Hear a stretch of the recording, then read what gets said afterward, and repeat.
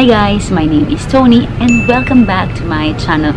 For today's vlog ay isasama ko kayo sa day 1 ng aming Queenstown escapade ni Ivan and aming mga friends. So, if you're interested, just keep on watching. But before that, don't forget to hit like, share, subscribe, and to tap that notification bell para updated kayo every time may bago akong video just like this. Time check, it's 7:05 in the morning at tamang-tama lang kami. Hindi kami nagmamadali, hindi kami na late kasi mga 5 o'clock pa lang umalis na kami ng bahay. Kasi ayoko yung, alam, kasi comment down below, sino may gusto yung nagmamadali nga. Kaya ito, dito kami ngayon. Ang gate namin mag-open 8 o'clock. So meron pa kami mga 55 minutes para mag-chill. O, diba? Dahil marami kaming time, nakapag-start na ako ng aking vlog. Anyway, so yun. Ipapakita ko sa inyo anong ginagawa namin. Meron ditong massage pala sa isang corner.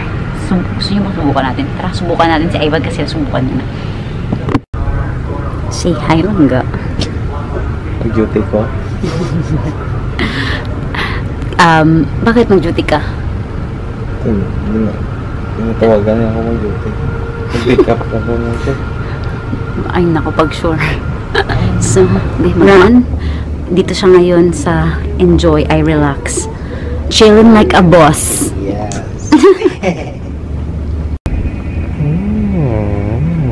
Yan, enjoy.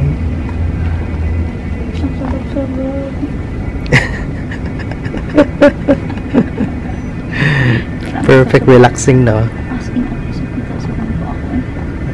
Relaxing day. So, ayun na nga, dito kami sa Queenstown. Hindi ko natapos yung vlog ko kahapon. So, i-insert ko na lang siguro dito or hindi ko pa alam kung anong gagawin ko. Pero ipapakita ko sa inyo yung aming day 1. Wala masyadong ganap dahil nagkaroon kami ng tiny problem with something. Anyway, yung something na yan, divulge ko na lang. Divulge.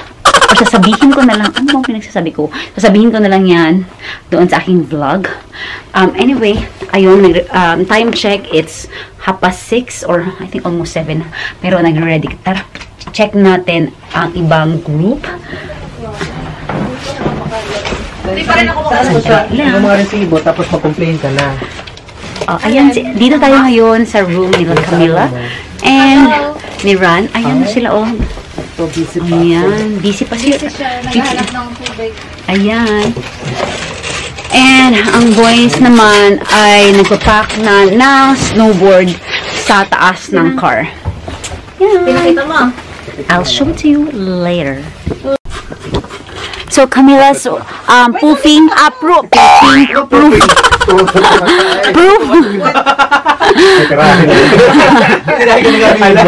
So Camila, can you show us what you're spraying? Spray ang pufa. Okay, yeah, that one. So Jerson, Ivan, of course Ron, and EJ, and Kyle over there. Say hi, Kyle. Pwede ba? Try na lang natin. Over there at the back. Mag-hindi yung waterproof yung ano mo. Para extra lang. Extra. So hopefully, they're trying to fit in all our boards, ourselves. Yan, that's ourselves. They're trying to fit all the board, the stuff. Diyan. And where's our food, our sandwiches? Perfect. Andito na kami ngayon sa car. Everyone's getting ready. And, ayan. Maaga kami nagising, pero as usual, matagal kami ng kilos-kilos. Sismis. Nagpransa pa kasi yung iba. Did you manage to pick up the bread, the sandwich?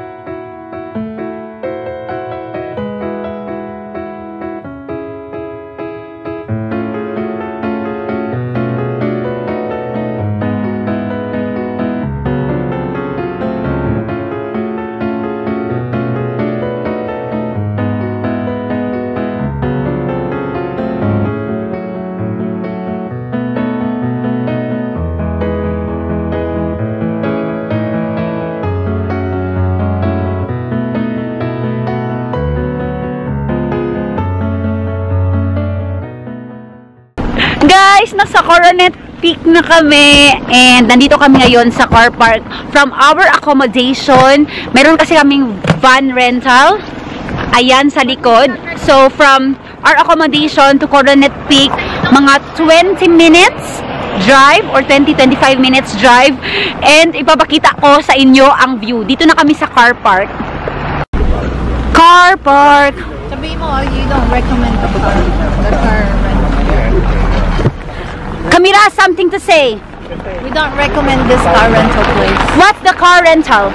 Yes, rental. So say no to yes, rental. Say rude. Say no. So at the moment, they're putting their gear, snow gear.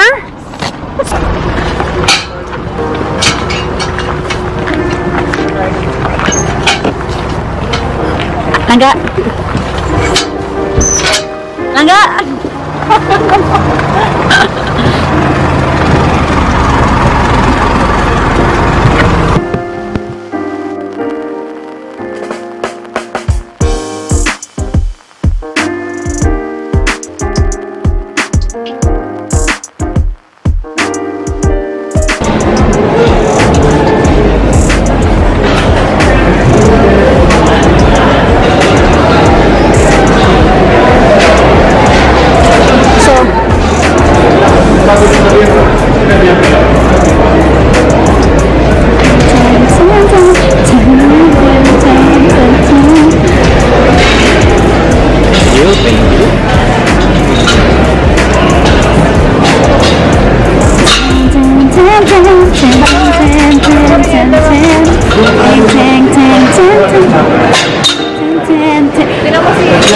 Ang aming nanay, tatay. What you doing? What you doing? Bomba. Ang hirap pala kumita ng pera. Dahil hindi kami magsa-snowboard ni Ran, we will enjoy our snow thingy. Salvavida. Salvavida.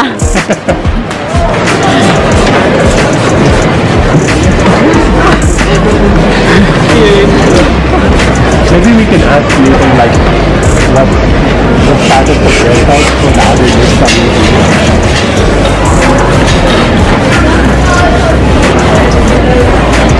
Nakakatago din pala to, no? I think that's enough?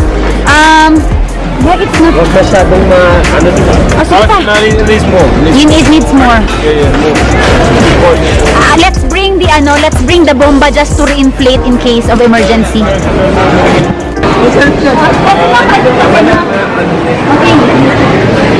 Pwede na ba yan? Ano na ko, use mic? Ako na.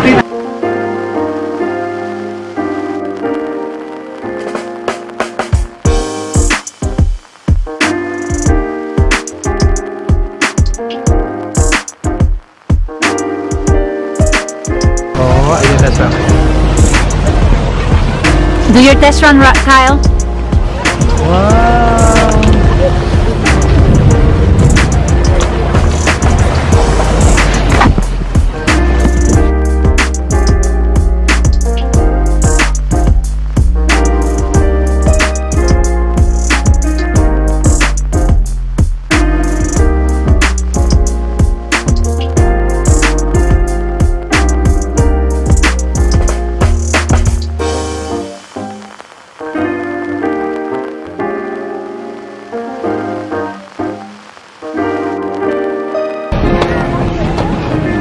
Hi, Besh. Hi! Ito na kami, mag-skiing. Angga.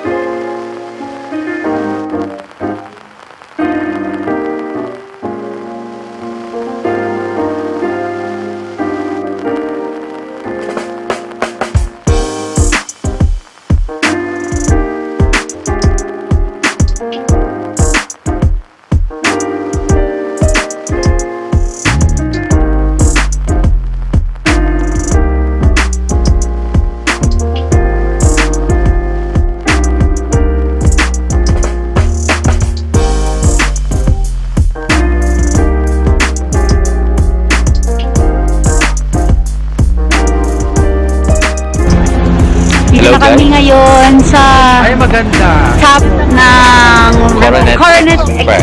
Coronet, sa top na to. Oh, Coronet Express.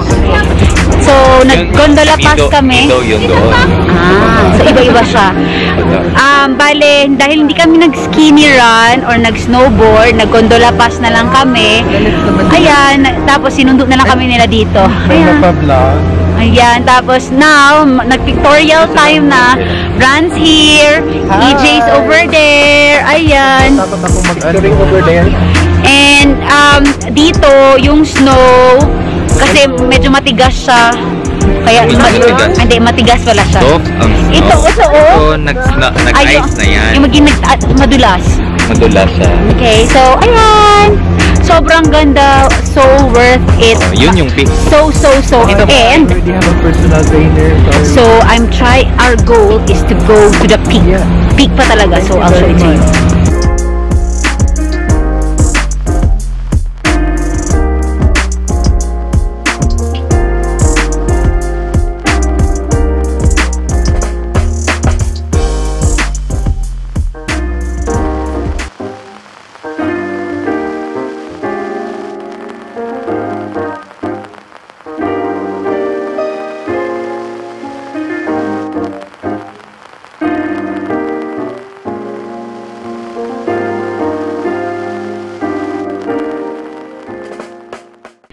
Andito na kami ngayon sa Coronet Peak, as in doon talaga sa peak, and Ran made it! Peak of the peak! So, pwede na namin mag-check sa aming bucket list itong Coronet Peak kasi talaga, sa peak na peak talaga kami. And, what can you say, Ran, about going up? Sobrang nakakatakot but all worth it! As in, the view is really worth it. Yeah. You guys should watch out for the photos. Yeah. Photos are fantastic! Pero, yung sneak peek, ayan, may mga turista din, ayan. Tapos, yung vlog ko, ang video, hindi siya masyado, ano ba, hindi niya mapapakita yung ganda ng Coronet Peak, but as in, sobrang ganda. So, yung mga turista natin, mga friends natin dyan sa Philippines at sa buong mundo, you should go to South Island, specifically dito sa Tony Apostol. lalo na dito sa Coronet Peak, kasi as in world class, the best. Pero yun na, kailangan magdala ng lip balm kasi sobrang dry na ng lips ko. Pero ayan, so cold, pero hindi na, wala na kung ano, kahit na tsaka-tsaka na mukha namin, pero it's all worth it. Water for water. Ano pa ba? Ang problema namin ngayon, Paano bumaba? paano bumaba. So, Bawal bumaba. hintay kami ng mga tao na bababa. Kasi hindi lahat, alam niyo ba, hindi lahat nakaakyat dito, guys. Yung mga brave enough lang kasi nga, it's so steep. We're so brave. Super duper brave.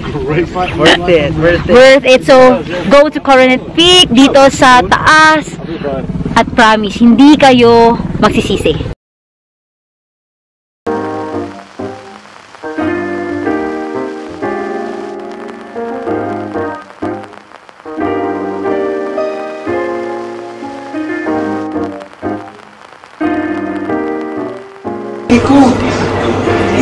I'm showing them that you're preparing our food. Itong babal.